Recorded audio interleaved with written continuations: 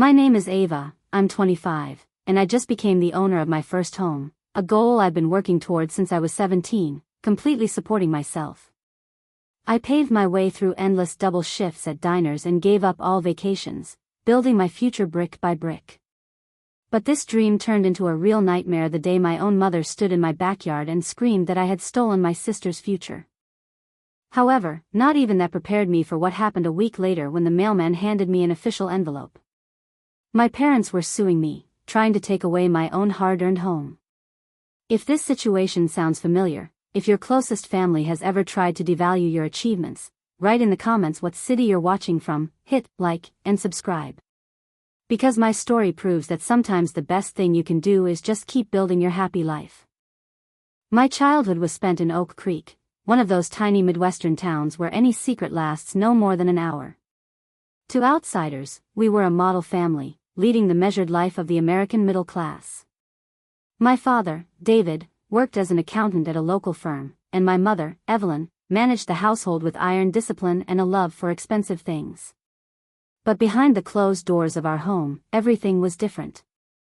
From my earliest years, I clearly understood the power dynamic. My younger sister, Chloe, was the golden child, and I was merely her shadow.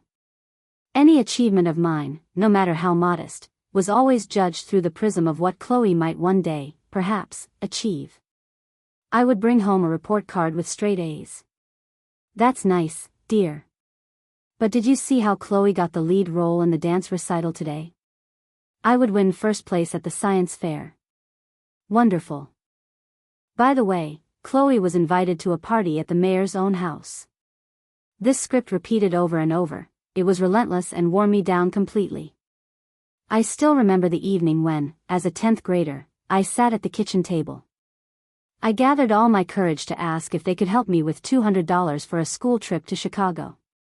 This wasn't just a field trip, my history teacher had personally selected me for a special program for gifted students. The silence that hung in response to my request was deafening. It still rings in my ears. We're saving for Chloe's future, my father finally said, without even looking up from his newspaper. College is expensive, and she has real prospects. What about my future? My voice was barely audible. My mother sighed heavily, as if I were an unbearable burden. Ava, you know all doors are open for your sister. And you're a smart girl.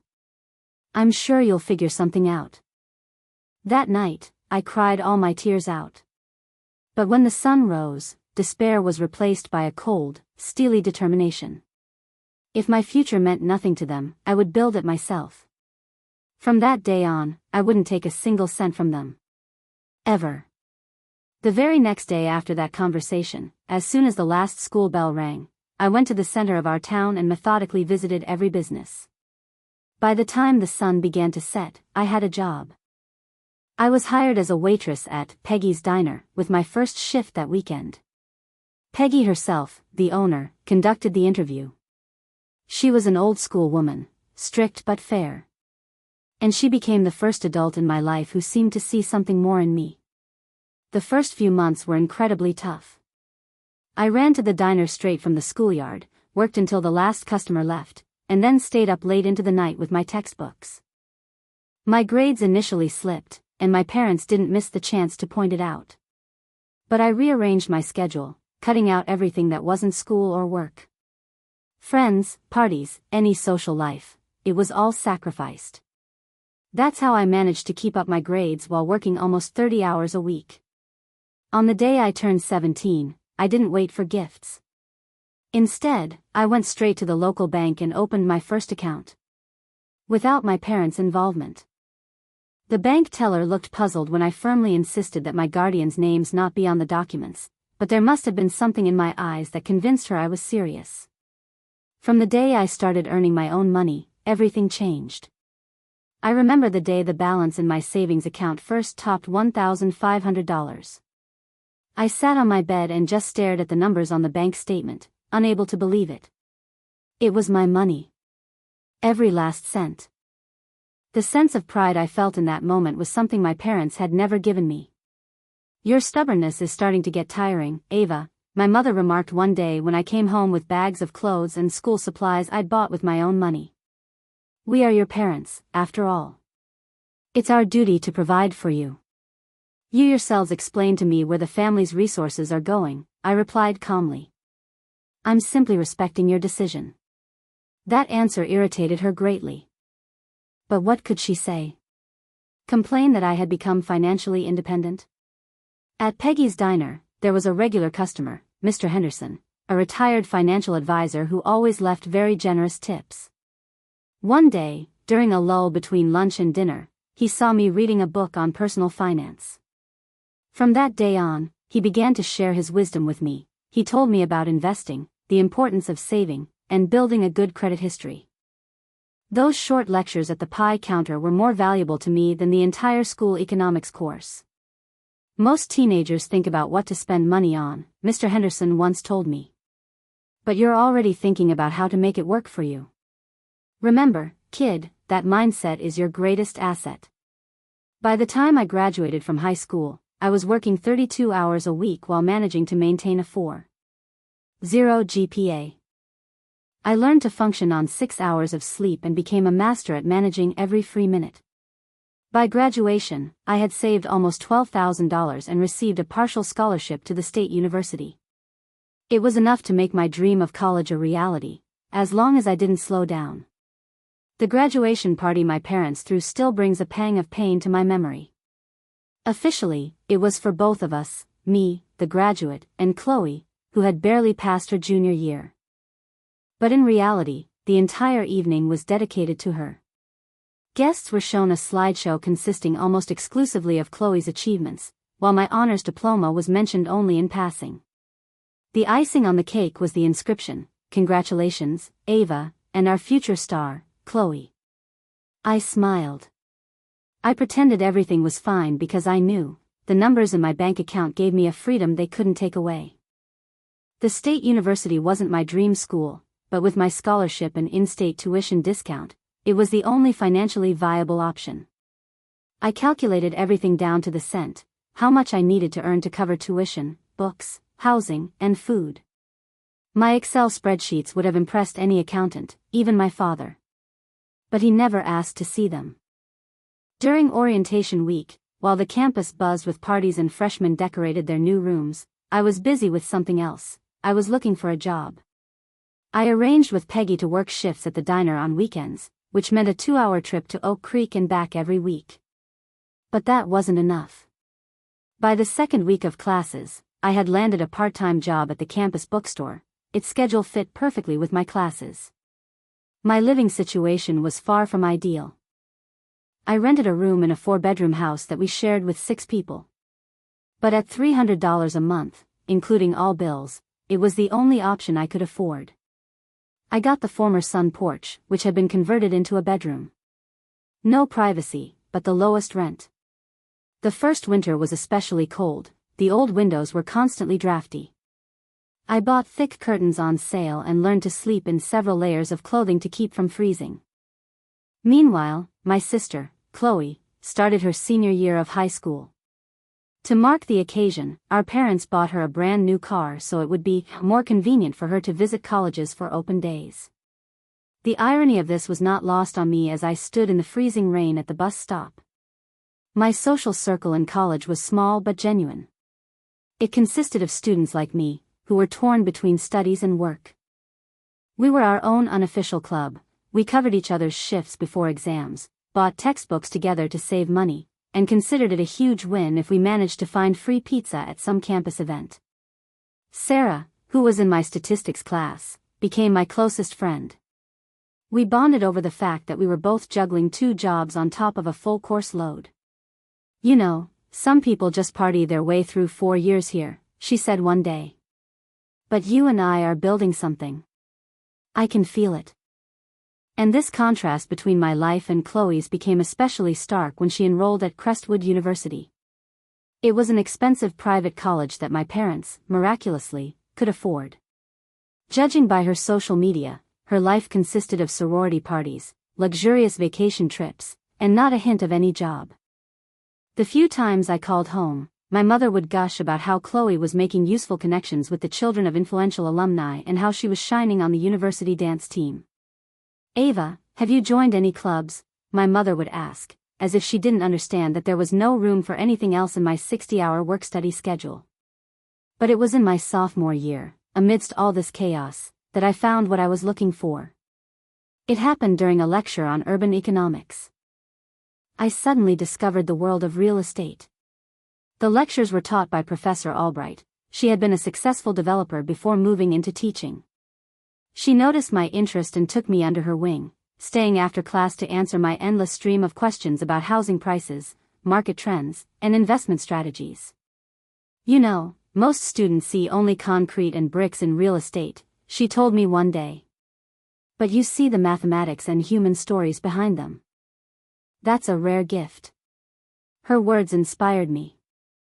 I signed up for additional summer courses, taking a full-time job at a local property management company. I was torn between work and studying. Sometimes the exhaustion was simply unbearable. There were nights when I would sit over my textbooks and just cry from helplessness, asking myself if it was worth it. But then I would remember the alternative, being dependent on parents who so clearly preferred my sister. And that gave me strength. Holiday trips home became a real ordeal. On Thanksgiving during my junior year, I listened silently for 20 minutes to my mother's enthusiastic account of how Chloe had shone at a Crestwood University alumni event. Only after that did someone politely inquire how I was doing. When I gathered the courage to mention that I had been offered an internship at North Star Properties, one of the most respected real estate firms in the state capital, my mother just nodded distractedly. "How nice, dear," she said, and immediately returned to discussing Chloe's successes on the dance team. Christmas that year was particularly difficult. Under the tree was a mountain of gifts for Chloe, boxes of expensive designer clothes and even a new top-of-the-line laptop. My gift was a single one, a plain knitted dress from a sale. It still had a mark from the price tag that someone had ineptly tried to peel off. I forced myself to smile, put it on, and spent the rest of the day thinking only one thing: how to get through it all and leave as soon as possible. That spring, my persistence paid off. I got that prestigious internship at North Star Properties. My supervisor was Elizabeth Vance, one of the top agents in the entire state. The internship paid well, which allowed me to cut back on my shifts at the bookstore a little. I had just enough extra time for my studies to maintain my high GPA. Elizabeth taught me everything that wasn't in the textbooks: the art of negotiation, the subtleties of property valuation, and how to feel the market. It was Elizabeth who first told me about government programs for first-time homebuyers. Programs that helped young professionals with good credit but small savings to become homeowners. One day, after a long conversation about my finances, she looked me straight in the eye. "Set yourself a goal. A specific date," she said firmly. "With your discipline, your ability to save, and your career prospects, you can buy your first property by the time you're 26. If, of course, you act wisely." I set myself a goal, 26 years old. And secretly decided I would do it by 25. From that day on, every decision I made was passed through a single filter: does this bring me closer to my goal? Spring break with friends? No, better to take extra shifts. A new dress? No, a secondhand store is just as good. Going out to a cafe? No, I'd rather cook meals for the whole week ahead. Graduation day was approaching. I felt a mixed sense of pride and resignation. I knew my parents wouldn't come. And so it was. 2 weeks before the ceremony, my mother called. She explained at length that they couldn't possibly make it because Chloe had an important dance performance on the same day, where there would be the right people who could influence her future. I listened to her excuses with practiced politeness, and then celebrated my graduation with Sarah and my other friends, my real family. My parents never found out, because they never once asked, that I was graduating with a degree in business, with a second major in finance. That I had almost no student debt. And that I had already accepted a full-time job offer at North Star Properties, starting the day after graduation. And when I moved the tassel on my graduation cap, I realized it wasn't just the end of my studies. It was the official step into the very future I had built for myself. A future they didn't even know existed. Formally, my career at North Star Properties began with the position of Elizabeth Vance's assistant. But her mentorship and the experience I gained during my internship allowed me to move much faster. While other graduates were just learning the basics of the profession, I already knew all the internal systems, key clients, and work procedures. Just 6 months later, I successfully passed the real estate license exam and started handling my first clients, under Elizabeth's careful guidance, of course. But my main, obsessive idea remained my own home. For this goal, I rented a tiny studio, no more than 360 square feet. The kitchen was so miniature that I could touch both walls at once with my arms outstretched. The building was constantly having maintenance issues, and the neighbors were too noisy, but the rent was $450 below market rate. I put that difference into my savings account every month. My entire furniture consisted of an old futon that served as both a sofa and a bed, a desk I found on the street, and a pair of folding chairs. My mother, Evelyn, would have been horrified by such Spartan conditions. But for me, every dollar saved was another brick in the foundation of my future home. To speed up the savings process, I came up with a side job. In the evenings and on weekends, I helped graduate students and young professionals who had just moved to the city find rental apartments. According to the rules of North Star Properties, as a new agent, I couldn't receive a commission from rentals. But I could charge for consulting services, for creating a selection of options that perfectly matched their requests. Word of mouth worked perfectly, and I had almost no free evenings. "You're working yourself to the bone," Elizabeth remarked one day, finding me in the office at 8 in the evening. "I admire your determination, but I'm afraid you'll burn out before you reach your full potential." I thanked her for her concern and told her about my goal, to buy a house by 25. She listened and, instead of trying to dissuade me, introduced me to Catherine Morgan, a leading agent at the firm. Catherine's specialization was real estate investment and wealth creation. Catherine became my second mentor. She taught me how equity works, how to analyze market trends, and, most importantly, how to find those undervalued homes with huge potential. She herself had started from scratch, and by age 45, she owned a dozen properties that provided her with a steady income. "The main secret, Ava," she told me, "is not to find a good client. It's to first become the best client for yourself." Every commission check I received went straight into my savings account. I held my breath as I watched my down payment fund grow month by month. My evening reading became brochures about first-time homebuyer assistance programs. I meticulously compared interest rates, conditions, and selection criteria. And I did it. For months before my 25th birthday, I had saved up the necessary amount. I had enough money for a modest down payment to cover all closing costs, and even had a small, emergency fund left over for unforeseen circumstances. I began the process of searching for a house with crystal clarity in my mind. My parameters were strict and well thought out. I needed a solid, sturdy house with an outdated interior, that cosmetic defects would lower its price, and I would gradually bring it into shape. And, of course, the key factor was location. The neighborhood had to be stable enough for property values to grow, but not yet so fashionable that they were inflated to the limit. After viewing 32 houses, I finally found it. It was a 1970s ranch-style house with 4 bedrooms, a solid foundation, and a new roof. But inside, time seemed to have stood still. The mustard-yellow countertops in the kitchen, dark wood cabinets, and faded floral wallpaper in the living room scared off most buyers. But I looked past all that. I saw its potential. And most importantly, I saw a spacious backyard and an excellent, promising neighborhood where new cafes and shops were just beginning to open. The asking price was at the very limit of my budget. But I spent several days analyzing the market and prepared an offer backed by data on recent sales in the area. My first offer was 15% below the asking price.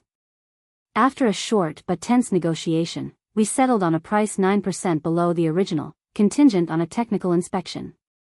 The sellers turned out to be an elderly couple moving to a retirement home. They later admitted that my letter, in which I told my story, had touched them deeply. The day of signing the documents came just 2 months after my 25th birthday. I sat in the office of the title company that was handling the deal and desperately tried to hold back tears. The employee processing the papers thought I was scared. "Don't worry," she said with a kind smile. "The first house is always nerve-wracking. But you've made a wonderful investment." "I'm not worried," I replied, my voice trembling. "I'm just very proud of myself." Moving in, given my modest possessions, took only a couple of hours. The first few weeks, the house echoed with emptiness, but I slowly began to fill it with life. I carefully selected furniture at sales and in consignment shops. Every Saturday turned into a renovation day. I learned everything from scratch, painting walls, replacing old light fixtures, and giving a second life to kitchen cabinets by watching endless tutorials on YouTube and attending workshops at the local hardware store.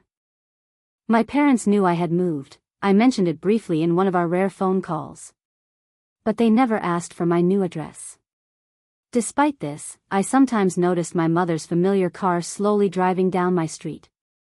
She never slowed down at my house, and I never told her I had seen her. Chloe, who was now in her final year of college, would occasionally send me messages asking to borrow some money. I politely declined.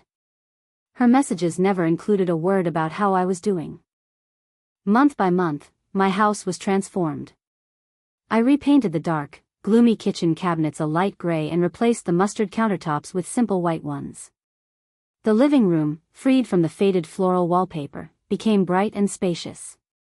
Each such change not only increased the value of my property but also filled me with a sense of deep satisfaction. My colleagues from North Star Properties, who came to visit, did not hide their admiration. They saw how I, with my own hands, was creating equity out of literally nothing. 6 months after buying the house, when all the major renovations were finished, I decided it was time to celebrate.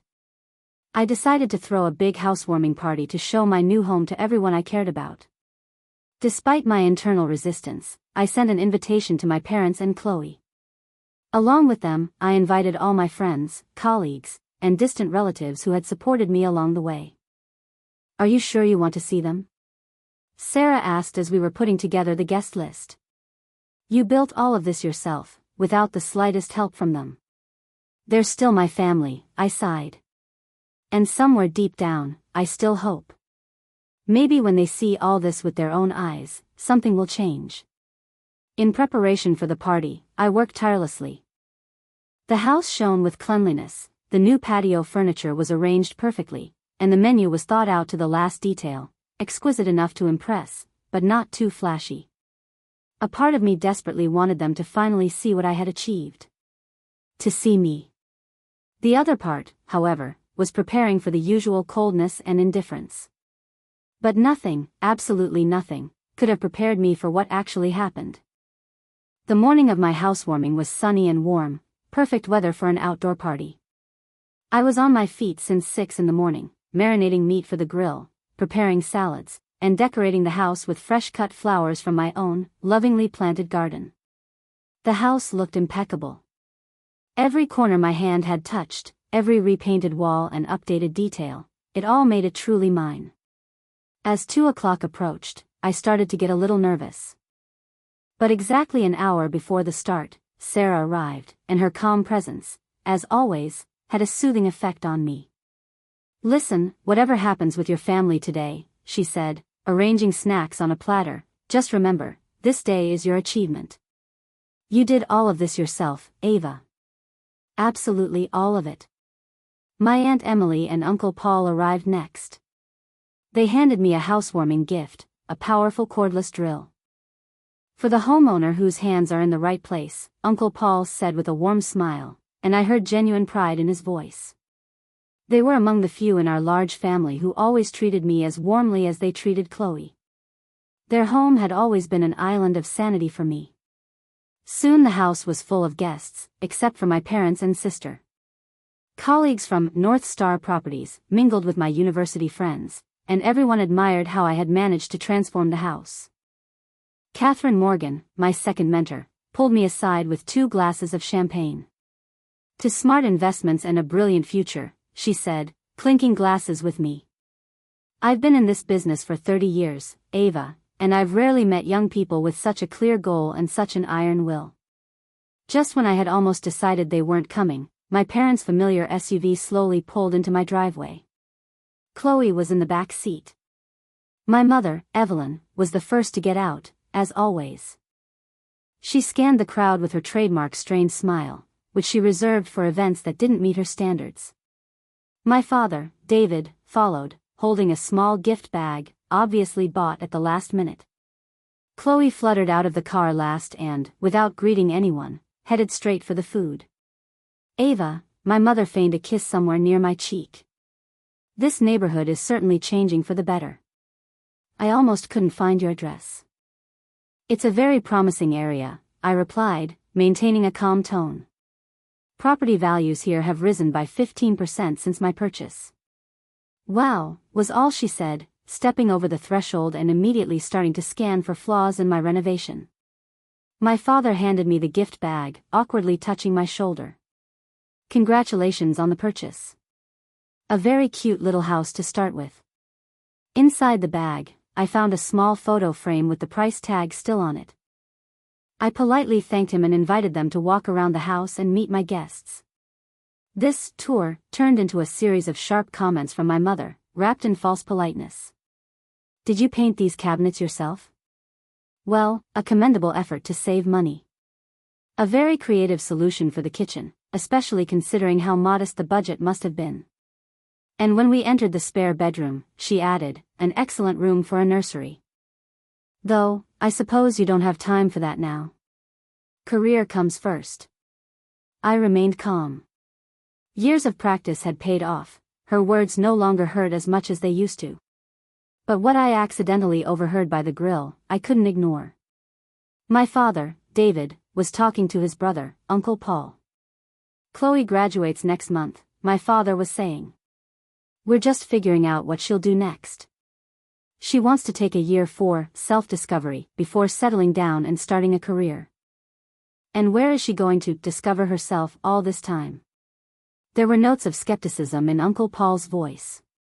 "Well, we always assumed that after college she could live in our family property," my father replied vaguely. "To get on her feet before diving into adult life." This answer stumped me. Family property? What was he talking about? My parents had never owned anything other than the house we grew up in. They never talked about buying a second home. What was this family property that I knew nothing about? Finally, it was time for the barbecue. Guests filled their plates and scattered throughout my new, well-kept yard. Despite the chill emanating from my parents and sister, the general atmosphere was very warm and friendly. Chloe, by that time, had already managed to drink 2 glasses of wine and was now loudly telling stories from her university life, drawing all the attention to herself. When everyone had finished eating, I lightly tapped my glass with a fork to get everyone's attention. I wanted to thank everyone who had come to share this important day with me. 6 months ago, I first opened the door to this house, I began. Many thought this venture was too bold for my age, but every one of you here today supported me in one way or another on this journey. That's why this house for me is not just walls and a roof. It's a symbol of faith that, if you work hard and don't give up, you can build the life you dream of. Regardless of where you start. Warm applause and approving shouts from the guests were interrupted by a sharp, grating sound. It was my mother, Evelyn, who had pushed back her chair and stood up. Her face was distorted with emotion. "How could you?" she shouted, and all conversations instantly ceased. She pointed a trembling finger at me. "You knew. You knew everything. You stole your sister's future." All eyes in the garden turned to me. I was completely stunned. "Mom, what are you talking about?" "About your sister's future," her voice cracked. "About the future you took from her by buying this house. We've been eyeing this place for Chloe for years." My father came and stood beside my mother, reinforcing her words with a nod. "We were just waiting for her to graduate to give her a gift. And you jumped the queue, using your professional knowledge. Behind them, I saw Chloe. She didn't look surprised. There was a shadow of a smug smirk on her face. This accusation was so wild that I was momentarily speechless. I looked at them, then at Chloe, then back at them. This is absurd, I finally said. I found this house myself. You never, not once, told me about any plans for this neighborhood. Not for Chloe, not for anyone else. We didn't have to say anything, my mother retorted. Any normal daughter would have consulted with her family first before making such a selfish decision. Chloe took a step forward, swaying slightly. Yeah, sis. By tradition, the first chance to buy a house should have been mine. This whole scene was so ridiculous it could have been funny if it weren't so hurtful. These people, who hadn't given me a cent for my education, never helped with rent, never showed a shred of interest in my career, were now accusing me of taking from them something they had never even told me about. I think it's time for you to leave, I said. My voice was quiet, but it had steel in it. All of you. So you've traded your family for this house, my mother exclaimed dramatically. No. I've traded your made-up story for my own dignity, I replied. And now, please, leave. While they, embarrassed and angry, gathered their things under the bewildered gazes of the guests, my Aunt Emily approached my mother. There was determination in her eyes. Evelyn, I've kept silent for many years. I've watched how you treat Ava, she said loudly enough for everyone to hear. But this is beyond all limits. This girl has worked her fingers to the bone while you carried Chloe in your arms. You should be ashamed. My mother didn't reply, but her expression said it all. They left. The remaining guests surrounded me with care, some silently cleared the table, others just hugged me. Everyone was very surprised by what they had seen. You know, family relationships are a complicated thing, Catherine said softly as the last guests were leaving. But what happened here today wasn't complicated. It was pressure. Don't let them diminish what you've achieved. When everyone had left, I sat alone on my new terrace, replaying this strange conversation in my head over and over. Maybe I had really missed something? Maybe they had indeed talked about some plans for this neighborhood, and I hadn't heard? Was there even a drop of truth in their words? I thought for a long time but couldn't remember anything.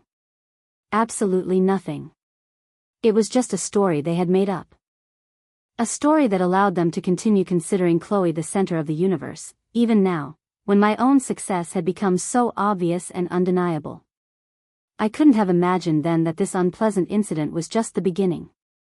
That a story far more official, far more unexpected, and, strangely enough, far more liberating, lay ahead of me.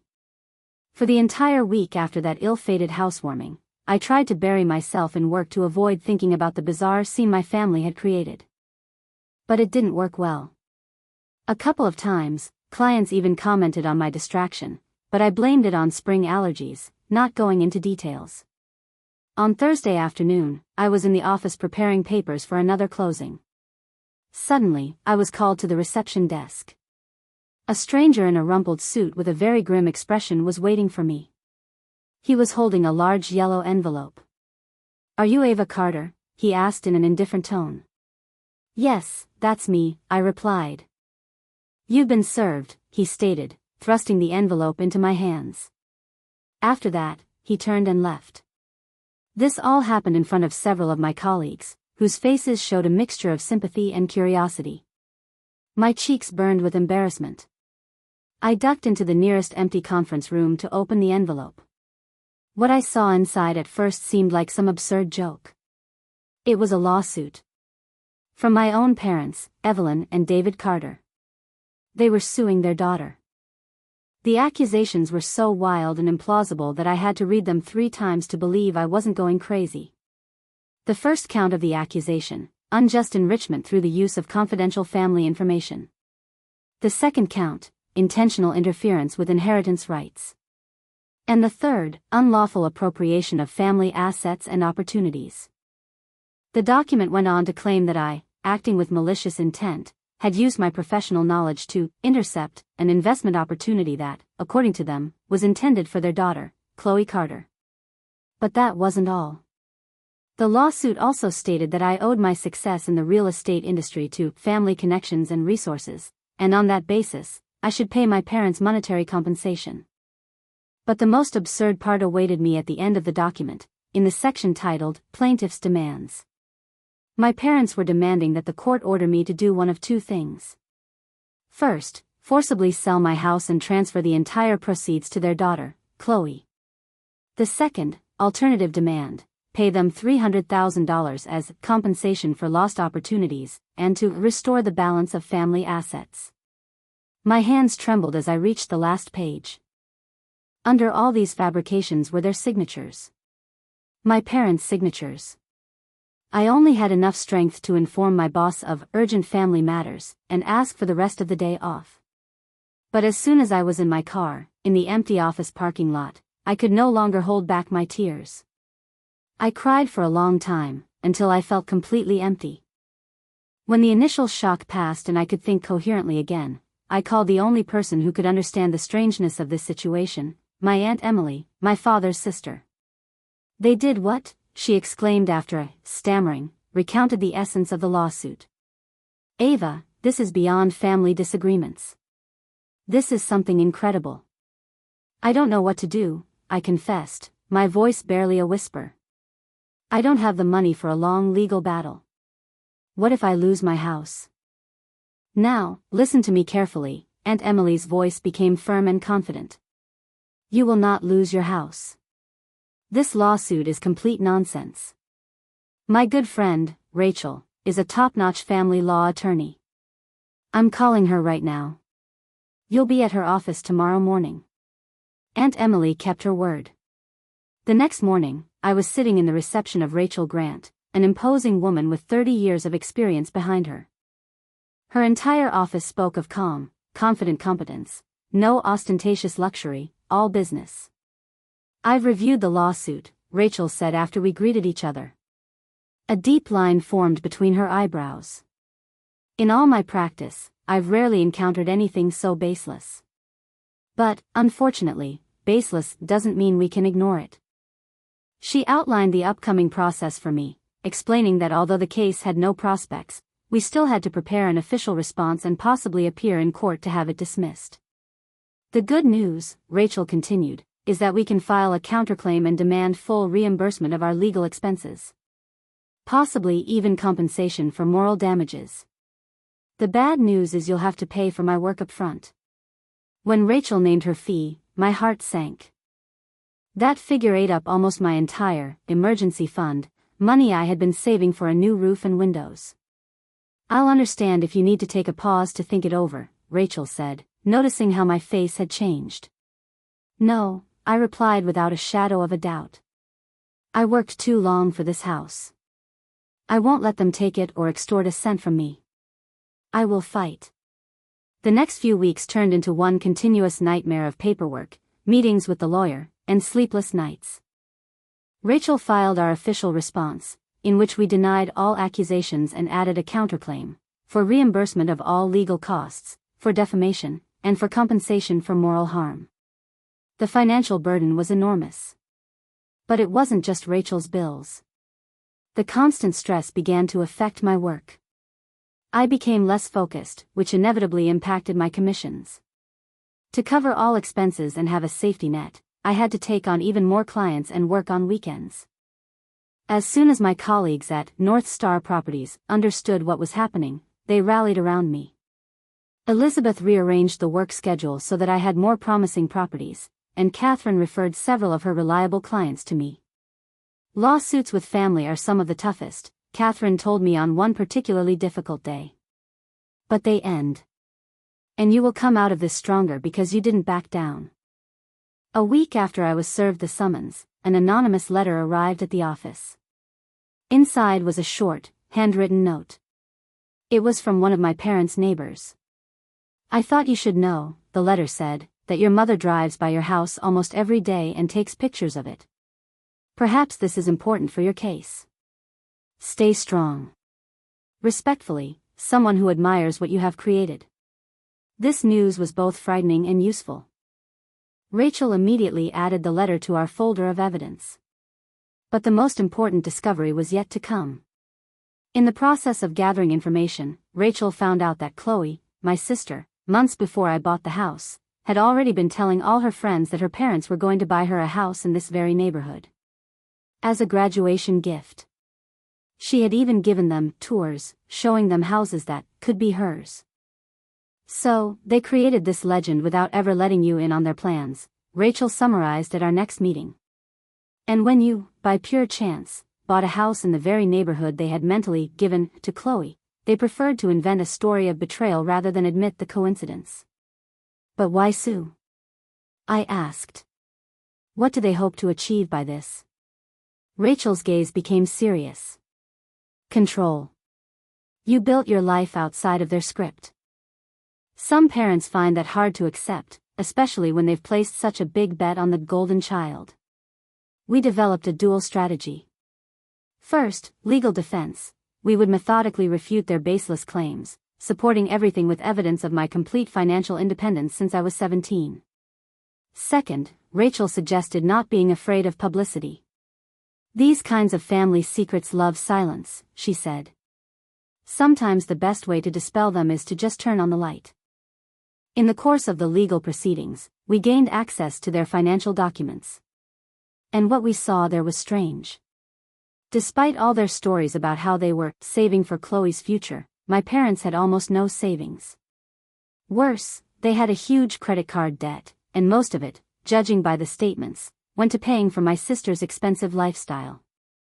Now it all adds up, Rachel said thoughtfully.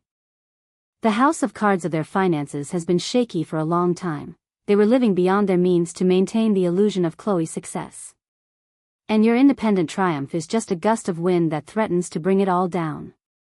The night before the first hearing was sleepless. In the darkness of my bedroom, on one side of the scale lay my house, my future, and on the other, their lie. By dawn, the fatigue had transformed into a cold, ringing determination. No one had ever stood up for me my whole life. But I was ready to stand up for myself until the end. Preparing for court completely consumed me, becoming my second, shadow job. In the evenings, my apartment turned into an archive. I sifted through old papers that were not just documents, but chapters of my personal declaration of independence. Here were bank statements with tiny but regular deposits from Peggy's diner. Here were tax returns that I, a 17-year-old, filled out myself, struggling to understand the columns. Here was the student loan agreement with only my signature, proof that I walked this path alone. I was piecing my life together, building an indestructible wall of truth from these papers. Rachel, in turn, was building a second bastion. She collected testimonials of my reputation, letters from my former bosses about my persistence, reviews from professors who remembered the student who achieved everything on her own, and finally, an official statement from the bank, dry and impartial, confirming that my mortgage was the result of solely my work and my credit rating. As our mountain of evidence grew, Rachel's strategy became clearer. We wouldn't just defend ourselves. We would tell our story. We would present the court with a comprehensive, fact-based picture of my life that would completely shatter their false accusations. The document exchange process brought several stunning discoveries. My parents' financial records showed that they had indeed been looking at properties in my neighborhood. But they only started doing so after I had already closed the deal. Their stories of years of planning were pure fiction. But an even more shocking find was the credit card statements. It turned out that Chloe had managed to accumulate over $25,000 in debt in our parents' names while in college. This explained their sudden desperate financial situation. And that family property they talked about? It existed only in their imagination. It was an empty promise made to Chloe, which they never had the means to fulfill. On the morning of the hearing, I put on my best sharp, charcoal-colored pantsuit, my uniform for the most important deals. Rachel was already waiting for me on the courthouse steps, a small rolling suitcase full of documents beside her. Ready to put an end to this farce, she asked with a smile that held no trace of doubt. In the courtroom, I saw my parents for the first time since that housewarming party. They sat at a table with their lawyer, a fussy man who was constantly shuffling papers. My mother stubbornly looked away, avoiding my gaze. My father, however, looked at me, and in his eyes, I saw a strange mix of anger and shame. And right behind them sat Chloe. She was lazily scrolling through her phone, pretending to be utterly bored by the proceeding that was supposed to decide whether she would get a house she had no claim to. When the judge entered the room, a stern woman in her 60s with a piercing gaze and a steely demeanor, the air in the courtroom seemed to crackle with electricity. She scanned the case materials with a frown. "Before we begin," she said, looking at the lawyers over her glasses, "I want everyone to know, I have studied this lawsuit very carefully. And I expect you to act accordingly." My parents' lawyer began to speak, and his speech was uncertain and weak. He mumbled something about family arrangements and how I had supposedly taken away his sister's destined opportunity. The judge cut him off mid-sentence, her voice sharp. "Are you suggesting that my client should have read her parents' minds? And that there's a law prohibiting the purchase of property in a neighborhood they might have once thought about?" The lawyer became flustered and muttered something unintelligible about moral obligations. When it was Rachel's turn to speak, she was concise. Instead of speeches, she silently rolled 3 large cardboard boxes into the courtroom and placed them with a thud in front of the judge's bench. "Your Honor," she began, "in these boxes is my client's entire life since she was 17. Here is proof of her complete financial independence, testimonials from her teachers and bosses, and facts confirming that her parents' lawsuit is not just a mistake, but a deliberate fabrication." Rachel methodically, point by point, refuted their accusations, presenting document after document. When I was called to testify, I felt surprisingly calm. I simply told my story. The story of my independence, my career, my home. I spoke evenly and confidently, and out of the corner of my eye, I saw the confident expressions on my parents' faces give way to confusion. Their lawyer's attempts to ask me tricky questions about family connections were unconvincing and led nowhere. He had no facts. Then my mother testified. Her speech was very emotional. She spoke of her hopes and family values. But as soon as Rachel began to ask her specific questions, her whole story lost all credibility. Rachel turned to my mother. "Mrs. Carter, you say you planned for years to purchase for your daughter. Do you have any evidence? Correspondence with realtors? Bank statements?" "No," my mother reluctantly admitted. "It was our internal, family decision." "A decision you never once communicated to your other daughter?" "She should have guessed," my mother weakly protested. Rachel turned to the judge. "Your Honor, as far as I know, telepathy is not a mandatory condition in family law." Laughter rippled through the courtroom. Even the judge smiled. My father's testimony was even more damaging to their case. Under pressure, he admitted that the main goal of the lawsuit was to teach Ava a lesson about family loyalty, not to resolve a real legal issue. But the most unexpected moment was when Rachel, despite the protests of their lawyer, called Chloe to testify. Rachel began the questioning with a disarming smile. "Miss Carter, could you recall when your parents first promised to buy you a house as a graduation gift?" Chloe shifted uncomfortably in the witness stand. "I don't remember the exact date. It was something like a family understanding." "A family understanding. I see. And yet, you told your friends you would get a house in this specific neighborhood long before your sister bought it. If there were no specific plans, how did you know which neighborhood to talk about?" "Well, I just liked the houses there," she mumbled. "So it was your choice? Not your parents'?" Rachel clarified. "Well, yes. I told them I'd like to live there." "And when exactly did you tell them that?" Chloe shot a panicked glance toward our parents. I don't remember.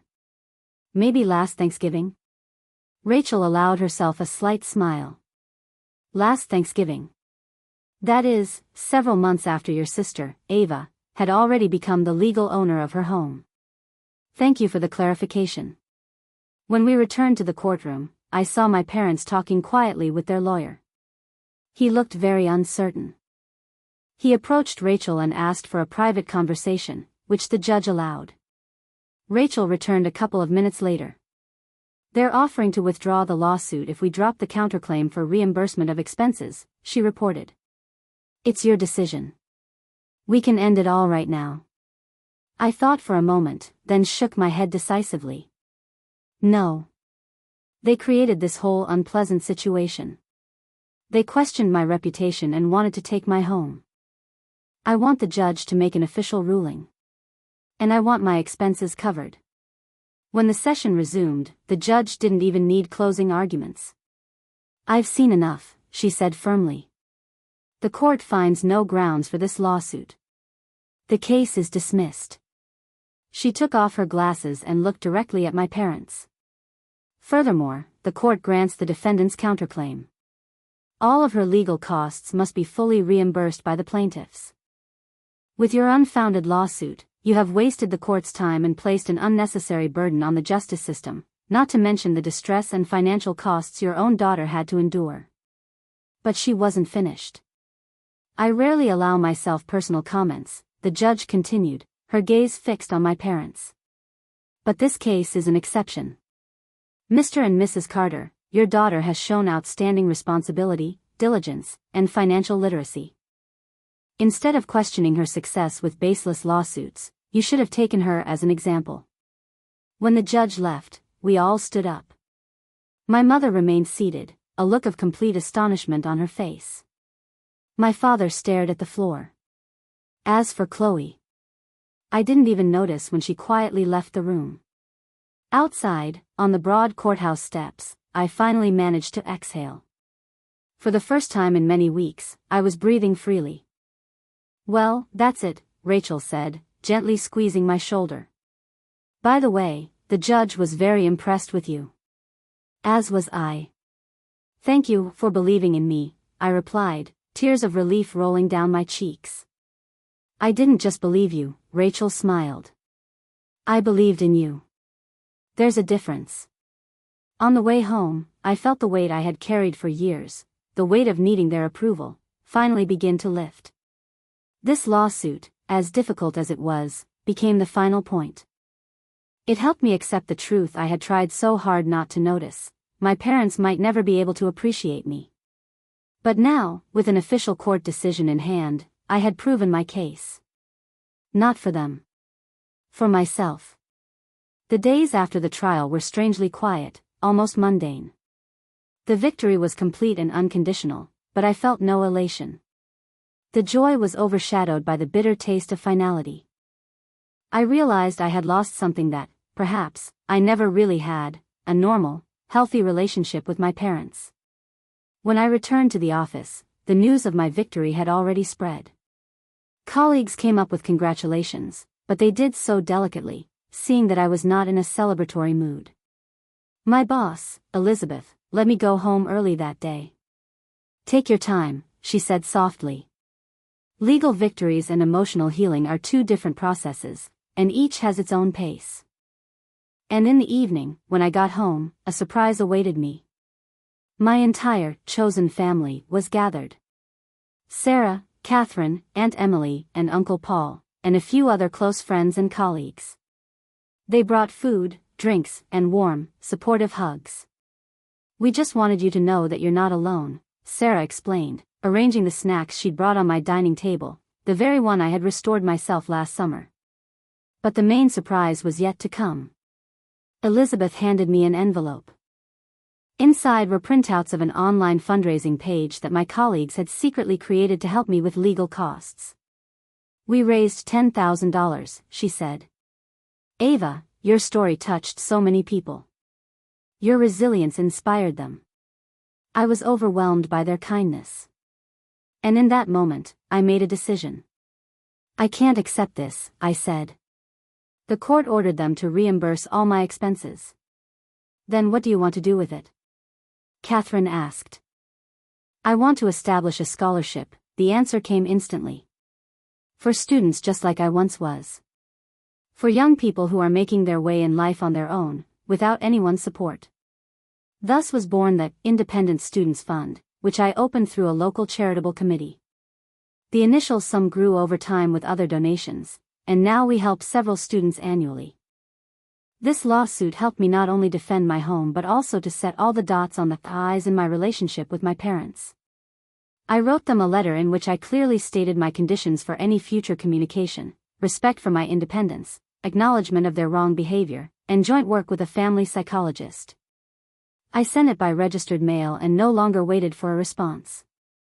This step was for me, not for them. Instead, I directed all my energy towards myself, to comprehend what had happened and to learn from it. I found a psychotherapist, Dr. Reed, who specialized in complex family relationships. She helped me see the behavioral patterns that I had considered normal for years and to form healthier expectations. Your ability to build a stable life, despite such a childhood, is amazing, Dr. Reed said at one of our meetings. But acknowledging that you were hurt doesn't make you weaker. On the contrary, that is your strength. For the next 3 months, I had no contact with my parents and sister. I needed this silence. During this time, I was surprised to find that other relatives, who had long distanced themselves from my parents, reached out to me themselves. Over a cup of coffee, my Aunt Emily gave me the key to understanding many things. Your mother, Evelyn, has always measured her own and others' worth through status and what people will say, she explained. When you stopped playing by her rules, you threatened her entire worldview. Meanwhile, my career took off. All the energy I used to spend worrying about my family was now directed at my work. Soon I was promoted to senior agent at North Star Properties. I was entrusted with my own team of interns, and I gladly became for them the same kind of mentor that Elizabeth and Catherine had once been for me. 3 months after the trial, I received an official letter from an unfamiliar law firm. My heart momentarily froze in anticipation of new troubles, but the letter's content was completely different. It turned out that Chloe had been unable to find a job after graduation. And my parents, facing the consequences of their financial decisions, could no longer support her. The letter was an official inquiry: would I consider Chloe's candidacy for any position at North Star Properties? I sent a polite but firm refusal. And 3 months later, a letter arrived that surprised me much more. It was an envelope with a handwritten letter from my father. His tone was one I had never heard from him before: quiet, restrained, full of reflection. I've had a lot of time to think about where our family went wrong, he wrote. I can't change the past, but I want you to know, I understand how much we upset you. Your mother still finds it difficult to admit this, but I can no longer pretend that we were right. If you have the desire, I would very much like to meet with you. Just the two of us. After consulting with Dr. Reed, I agreed. We met in a neutral place, in a quiet coffee shop in the city center. The man who sat across from me bore little resemblance to the confident man I remembered from my childhood. He seemed just a person. Ava, he began, fidgeting with a napkin. I don't even know where to start. Start with the truth, I replied evenly. That would be a good start. And he told me about my mother's anxieties, her heightened attention to status, rooted in her own upbringing. About her conviction that only Chloe could provide them with a stable old age. The reason was not you, Ava, he said. The reason was us, in our wrong decisions. He also told me that my mother, after everything that happened, started seeing a psychotherapist, and Chloe had finally moved out and got her first real job in another state. I listened to him and stated my conditions for any future communication: complete honesty, respect for my boundaries, and joint work with a family psychologist. He agreed to everything. The path to reconciliation was long and difficult. My mother long refused the idea of joint sessions. At one of the first meetings, she said, "I just wanted you to be better." "No," I calmly replied. "You wanted me to be different." But over time, very slowly, something began to change. My mother never managed to say the word sorry, but her actions became different.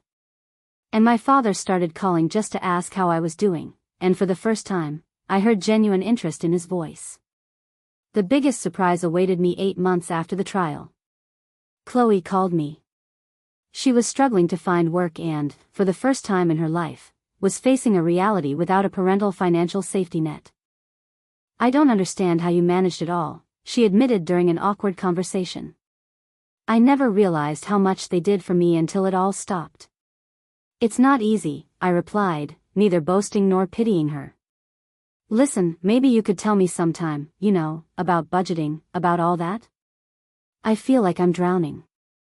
This call was the beginning of our cautious reconciliation.